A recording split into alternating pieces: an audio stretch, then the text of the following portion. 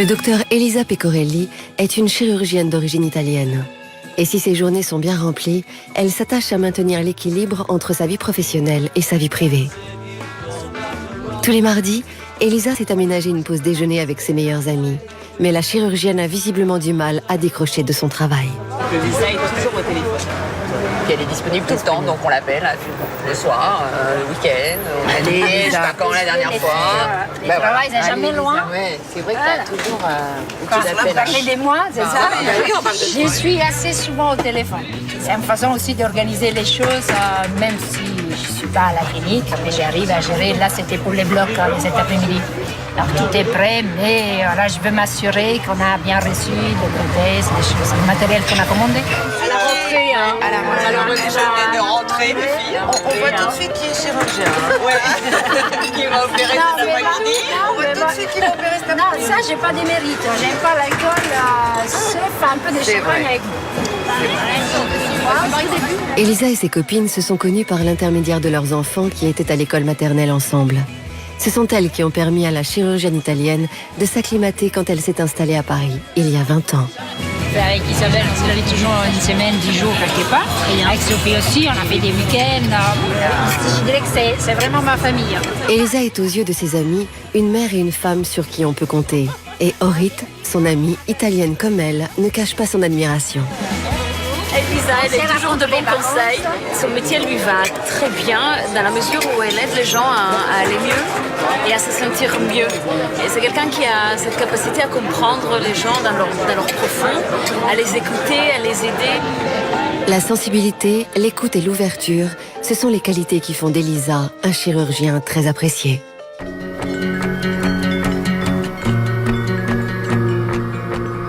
À la clinique le lendemain, Elisa va retrouver une patiente qui, il n'y a pas longtemps, était encore très fragile.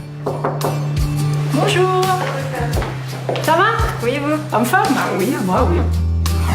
C'est Jennifer, 31 ans, esthéticienne à domicile. Son fiancé l'a déposée devant la clinique pour être opérée.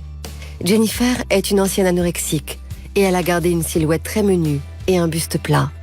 Son désordre alimentaire est désormais derrière elle, mais la jeune femme souffre de son manque de féminité. Elle a décidé d'augmenter sa poitrine. J'aime pas mes seins, parce que de toute façon ils sont quasi inexistants. Donc aujourd'hui on peut se permettre de faire de la chirurgie esthétique, donc autant en profiter. J'arrive à la trentaine et j'ai envie de le faire avant d'avoir des enfants, pour me sentir bien dans mon corps, pour pouvoir mettre les vêtements que je veux, pour pouvoir mettre des maillots de bain sans être complexée à la plage, tout simplement pour me sentir mieux. Donc là, j'ai hâte de me débarrasser du soutien-gorge. Cette taille-là, c'est fini. Je mettrai plus jamais du 80A. Jennifer veut une nouvelle poitrine, mais ne souhaite pas pour autant se transformer en bimbo à gros seins. Le docteur Pecorelli a bien compris sa demande. On était d'accord, on ne va pas faire trop grand. C'est un bon bonnet B bien rempli. Mais je pense quelque chose bien proportionné à vous. Vous êtes toute fine, vous n'avez pas... Je veux quelque chose de naturel, de toute façon. On se retrouve au bloc et bon, dans quelques minutes, on vient me chercher. D'accord, merci. À tout de suite. Comme chaque fois qu'elle va opérer, Elisa se prépare minutieusement. En France, en 2011, plus de 50 000 femmes se sont fait poser des implants mammaires. C'est l'opération la plus demandée en chirurgie esthétique. L'intervention va bientôt commencer. C'est une Jennifer très fébrile qui attend. Et voilà, nous. Voilà, c'est parti. Ça va? Et je suis limite euphorique, je suis contente, quoi. Je sais pas s'ils vont réussir à m'endormir. Parce que je suis trop bien, là. Jennifer est endormie. C'est parti pour une petite heure d'intervention. La prothèse, elle fait 250 cc, donc ça va faire un bonnet B bien rempli. Mais chez elle, plus, ça fait vraiment pas naturel du tout. Après, il veut mieux faire un sein un petit peu plus petit. Donc moi, j'aime pas du tout les très gros seins. L'opération se déroule sereinement. Elisa décide de finir en musique.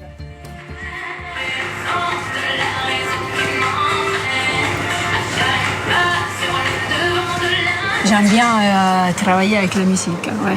Ça, Oh, ça a mis un petit peu d'égalité. Non, je trouve que c'est bien. J'aime bien. Ça me dérange pas du tout. Oh, c'est bien, non? C'est bon, on peut l'allonger aussi. Ah, c'est très bien passé, je pense. Cette patiente, elle va être contente. Ouais. C'est un bon résultat, naturel. Ça fait mal, hein? Là, elle dort, mais demain, elle va avoir mal. Moi, j'exagère. Hein. J'ai dit vraiment que pendant une semaine, elle ne peut rien faire. Comme ça, si finalement, elle n'a pas si mal que ça, il vaut mieux, je dis toujours, il vaut mieux avoir une bonne surprise plutôt qu'une mauvaise après. Moins de 2 heures après la fin de l'opération, Jennifer est de retour dans sa chambre, parfaitement réveillée et remise. Oh, ça y est, c'est fait. Ça y est, je suis heureuse. Le résultat, je vais montrer le résultat. Hein. C'est ce que je voulais. Ça fait bizarre, oui, j'ai hâte d'enlever le pansement en fait. C'est la fin de la journée pour Elisa. Avant de rentrer chez elle, elle passe voir sa patiente. Alors, comment ça va? Là, ça va super bien. Ok. J'aimerais bien voir le résultat dans un Tout de miroir. suite? Oui, si c'est possible. Oui, bien sûr. Ça fait, bon, là, c'est déjà un petit peu gonflé, mais ça a changé, hein. Je suis plus la même. Alors, ça te fait quoi? C'est génial, j'ai changé de corps. Ça, c'est super beau. Ah. Je sais que même quand on enlèvera les pansements, de toute façon, ça sera tel que je voulais. Il faudra s'habituer, hein, maintenant. Ça y est, je m'habitue. Hein, ça y est. vous avez déjà adopté? Oh, très bien, c'était rapide. Hein. Ouais, peut-être demain, ça va faire mal un petit peu plus qu'aujourd'hui. D'accord. Tu vois demain matin? On se voit demain matin. Pas de problème. Allez, passe une bonne nuit. Merci. À demain. À demain, au revoir. Merci les filles. C'est génial. Ils sont magnifiques. Je suis super contente. J'ai des beaux seins. Je pouvais pas rêver mieux. Voilà. Jennifer sera-t-elle toujours aussi satisfaite de sa poitrine au retrait de ses bandages? Cette opération des seins était-elle la réponse qu'elle attendait pour gagner sa féminité? Elisa parviendra-t-elle à rester aussi détendue qu'au bloc alors que des événements vont perturber la soirée familiale qu'elle avait prévue?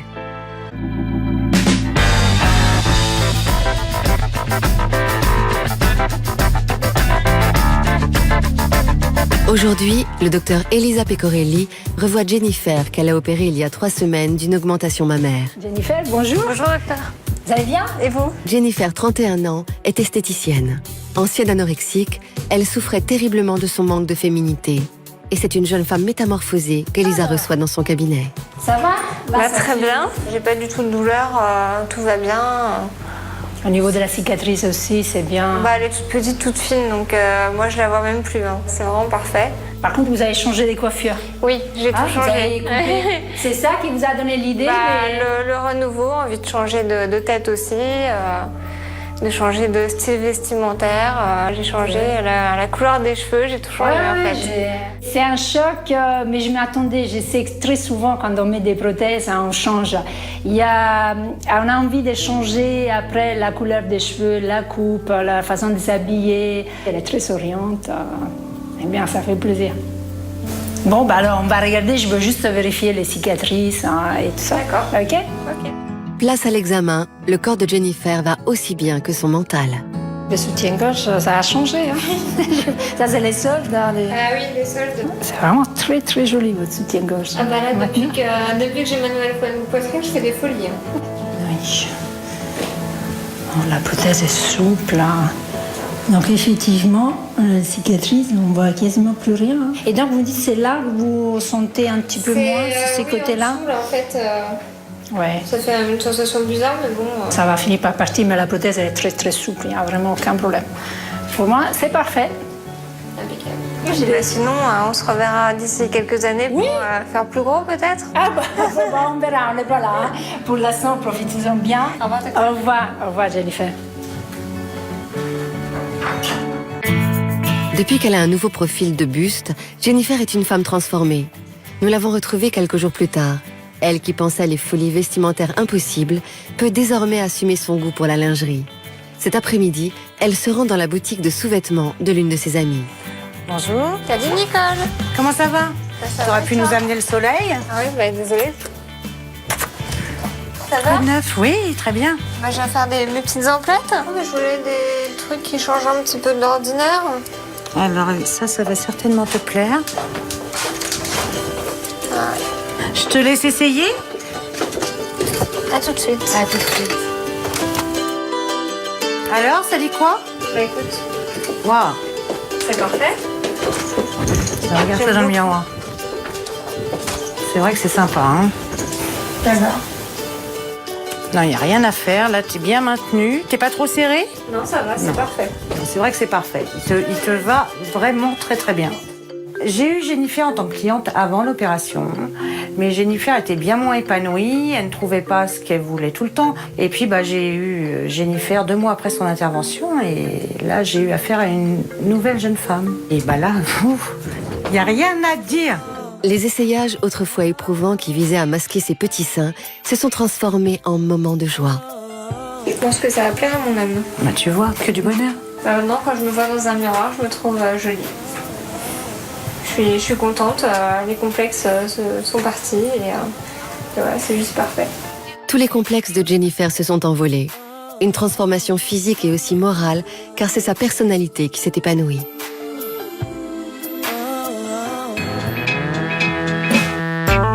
Vendredi, fin d'après-midi. Le docteur Elisa Pecorelli n'a plus de consultation et règle quelques papiers avant de quitter son cabinet. À l'approche du week-end, la chirurgienne fait place à la maman et elle téléphone à sa fille. Minou? Oui. Ciao Minou, sei in treno, sì? Oui. Ho appena finito, Minou. Vado a casa di corsa, prendo la macchina e ci vediamo alla stazione. Ok. Les vendredis, j'essaie toujours de terminer un petit peu plus tôt que d'habitude pour avoir le temps d'aller à la gare pour chercher Diletta, qui rentre après la semaine en internat. Même des fois, quand je suis en retard, je dis aux patients, je suis désolée, je vais chercher ma fille à la gare, on se dépêche. Mais les gens sont super sympas, ils comprennent bien qu'il y a un bon réseau. La fille d'Elisa, Diletta, 17 ans, est depuis presque 2 ans interne dans un pensionnat de Normandie. Pas de temps à perdre, Elisa s'empresse de rejoindre son mari Peter, car chacun des retours de leur fille est une fête de famille. Même le chien est de la partie. Et les retrouvailles sont toujours joyeuses. Bon, commence à mon petit minot. Retour à la maison, mais ce soir, rien ne se passe comme prévu. Eh ben... Ah non, là c'est mort. La voiture ne veut plus démarrer, c'est la panne. De la voiture en panne, ça démarre plus. Et... Bah non. Non, mais en même temps, ça fait un bruit bizarre, c'est pas... Ah, on est en panne, là. Faut pas bouger, on est mal garé en plus. Rien à faire, la batterie vient de lâcher, aucun moyen de bouger la voiture. Qu'est-ce qu'on fait? Il faudrait donc qu'il y ait une voiture qui s'arrête là. Alors, regarde. C'est super, on a bien trouvé. Ah, ben c'est très, très gentil. Super, alors maintenant, il faut trouver où les mettre, les câbles. J'ai aucune idée. Je ne sais même pas c'est où la batterie. Heureusement, un couple leur vient en aide. Car si Elisa est habile de ses mains au bloc, dans le moteur de sa voiture, elle est beaucoup moins à l'aise. Vous pouvez allumer, s'il vous plaît, donc les moteurs et on va... Ici. On va essayer. C'est fait? Ah, ben super, c'est fait déjà. La panne est réparée, la famille rentre à la maison. Allez, ça y est.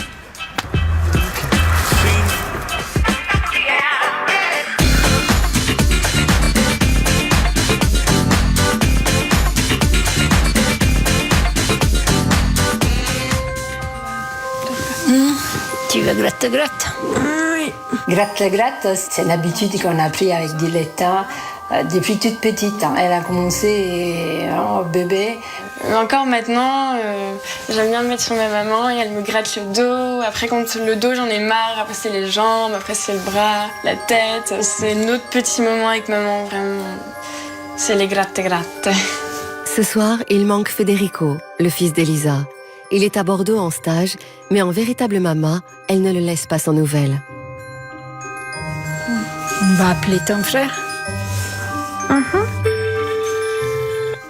Allô? Hey, ciao Fred et maman. Ouais, ça va? Ça va et toi? Ouais, ça va bien, merci. Et tu fais quoi ce soir? Là, je suis à une soirée, là. T'as une soirée? Ouais, je suis à une soirée, là, ouais. Bon, bah, j'ai l'impression que ça se passe pas trop mal pour toi, ça va? Non, ça se passe bien, Ouais. C'est sympa. Pas d'alcool, hein? Non, pas d'alcool, pas du tout. Ouais, d'accord. Ben, c'est très bien. Alors, je te laisse à ta soirée. Gros bisous. Ouais, ciao, ciao.